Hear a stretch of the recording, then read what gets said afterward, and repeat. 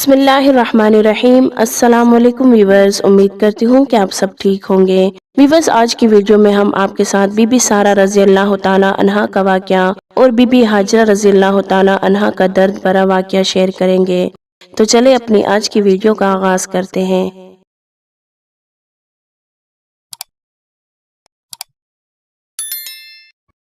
کہتے ہیں کہ جب حضرت ابراہیم علیہ السلام لوگوں سے مایوس ہو گئے تو فرمایا کہ میں اپنے رب کی طرف جاتا ہوں، یعنی جہاں میرے رب کا حکم ہوگا اب میں وہیں جاؤں گا اور وہاں کے لوگوں کو خدا کا حکم سناؤں گا۔ آپ علیہ السلام کے ساتھ آپ کے بھانجے حضرت لوط علیہ السلام بھی تھے۔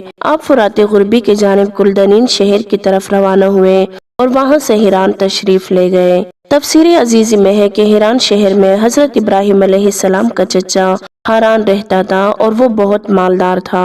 بی بی سارہ اسی کی بیٹی تھی۔ اسی نے بی بی سارہ کو حضرت ابراہیم علیہ السلام کے نکاح میں دے دیا اور ساتھ بہت سا مال اور دولت بھی دیا۔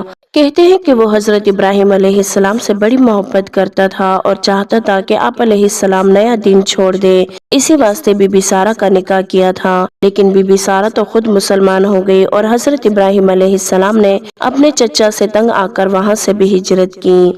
حضرت ابراہیم علیہ السلام فلسطین کے غربی اطراف میں جب سکونت پذیر ہوئے تو اس وقت یہ علاقہ کنانیوں کے زیر اقتدار تھا۔ پھر شکیم نابلیس چلے گئے تو وہاں ایک بڑا ظالم بادشاہ تھا۔ اگر کوئی خوبصورت عورت کسی کی طرف وہاں آ جاتی، اگر اس کے ساتھ خاوند ہوتا تو اس کو مار ڈالتا اور عورت کو چھین لیتا، اور اگر خاوند کے بغیر کوئی بھائی وغیرہ ہوتا تو اس کو مال و دولت دے کر راضی کر لیتا۔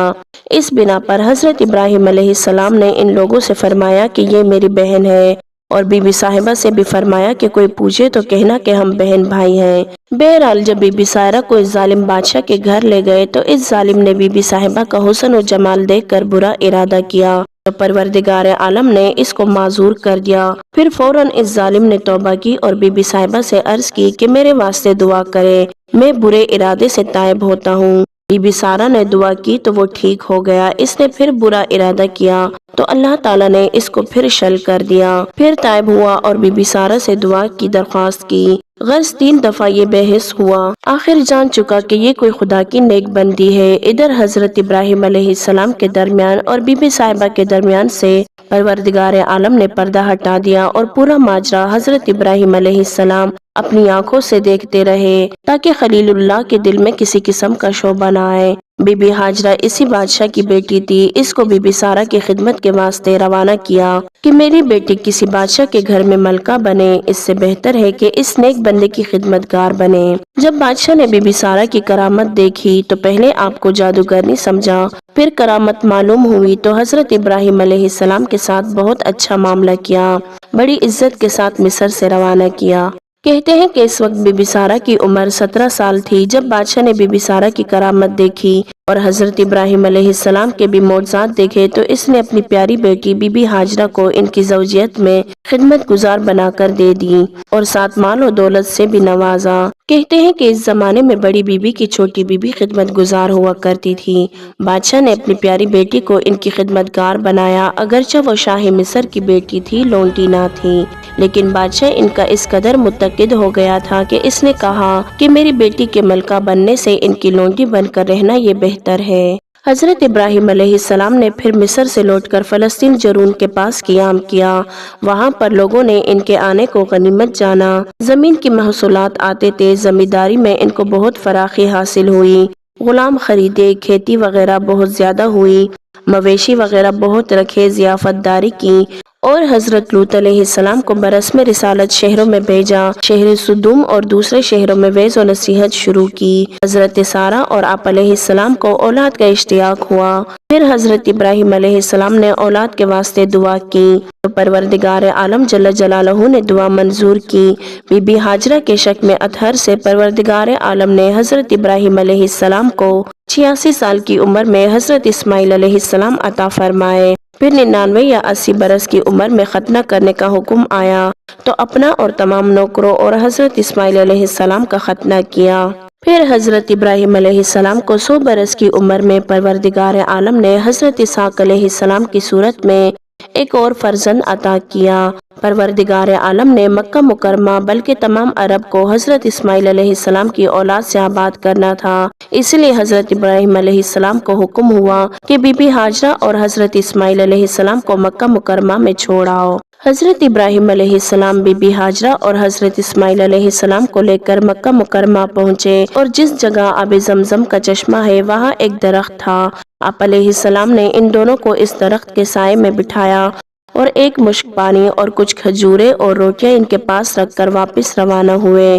دل اس صدمے سے چور چور تھا اور مجبوری تھی، آنکھوں میں آنسو اور دل میں آہ لے کر واپس پھرے، اور پھر جب ان کی نظروں سے غائب ہوئے تو ایک جگہ ٹھہر کر گریہ وزاری کی اور ساتھ ہی پروردگار عالم سے التجا کی۔ چنانچہ ارشاد ہے، اے ہمارے رب، میں نے اپنی اولاد کو ایک بغیر کھیتی کے وادی میں آپ کے محترم گھر کے پاس بسایا ہے، اے ہمارے رب، تاکہ وہ نماز قائم کرے، بس آپ لوگوں کے دلوں کو ان کی طرف مائل کر دیجئے اور ان کو پھلوں کی روزی عطا فرمائے تاکہ وہ شکر کرے۔ حضرت ہاجرہ علیہ السلام آسمان کی طرف دیکھ کر کہتی تھی کہ الہی، اگر تیرے حکم سے میں اس بیابان میں ڈالی گئی ہوں تو مجھ ضعیفہ اور بے کس کا والی ہے۔ حضرت اسماعیل علیہ السلام اس وقت شیرخوار بچے تھے۔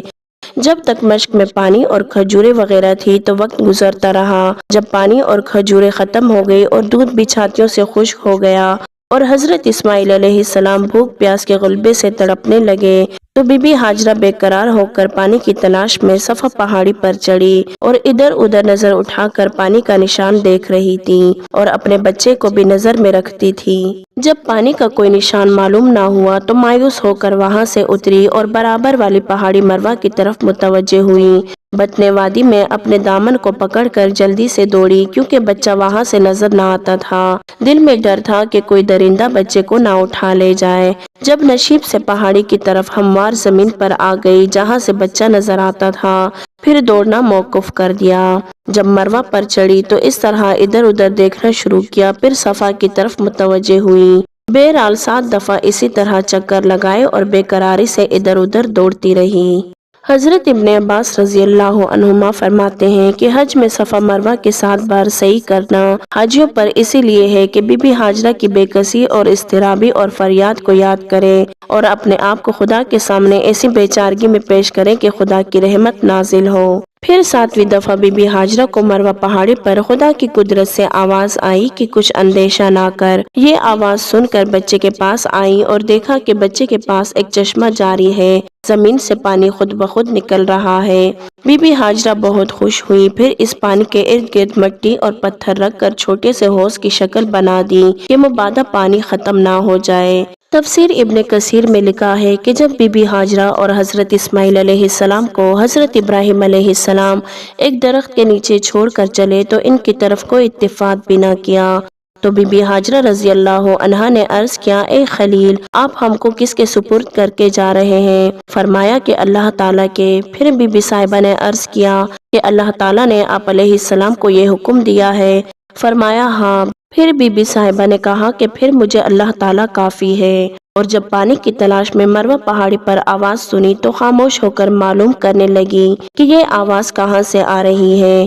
معلوم کرنے کے بعد آواز کی طرف آئی تو دیکھا کہ زمزم کی جگہ حضرت جبرائیل علیہ السلام ہے۔ انہوں نے بی بی صاحبہ سے پوچھا کہ تم کون ہو؟ تو بی بی صاحبہ نے فرمایا کہ میں ہاجرہ ہوں، حضرت ابراہیم علیہ السلام کے لڑکے کی ماں ہوں۔ حضرت جبرائیل علیہ السلام نے کہا کہ اس بیابان میں حضرت ابراہیم علیہ السلام تم کو کس کے سپرد کر کے گئے ہیں؟ آپ نے فرمایا کہ اللہ تعالیٰ کے۔ تو حضرت جبرائیل علیہ السلام نے کہا پھر اللہ تعالیٰ ہی کافی ہے۔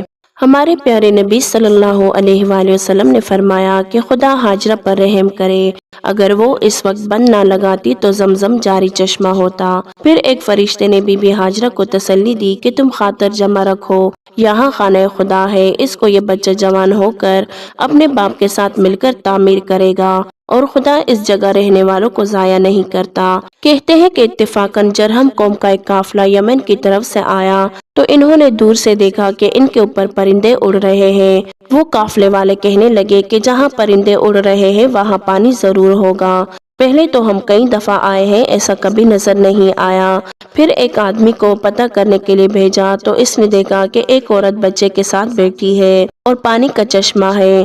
وہ قافلہ وہاں آ گیا اور بی بی ہاجرہ رضی اللہ عنہا سے اجازت چاہی۔ پھر بی بی صاحبہ نے تنہائی سے بچنے کے لیے ان کو رہنے کی اجازت دے دی، لیکن پانی کا تصرف اپنے ہی اختیار میں رکھا۔ وہ لوگ وہاں آ کر آباد ہو گئے اور ایک چھوٹا سا گاؤں بن گیا۔ کچھ اور لوگ بھی وہاں آ کر بسنے لگے۔ حضرت اسماعیل علیہ السلام نے ان لوگوں سے عربی زبان بھی سیکھی۔